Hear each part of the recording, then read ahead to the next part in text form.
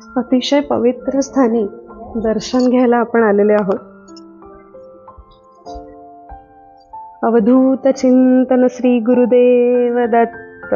नरसोबावाडीपासून साधारण 1 किलोमीटरच्या अंतरावर नदीच्या पलीकडील तीरावर पूर्वीचे अमरापूर व आताचे औरवाड स्थित आहे. हा आता मंदिराचा मुख्य गाभारा आहे. आपण पाहताना उजवीकडे आपल्याला महाराजांच्या पादुका स्थापन केलेल्या दिसतात. तसेच डावीकडे शिवलिंग स्थापन केलेले आहे. मध्यभागी जे स्थान आहे ते स्वयंभू आहे, घेवड्याच्या वेलाचे स्थान.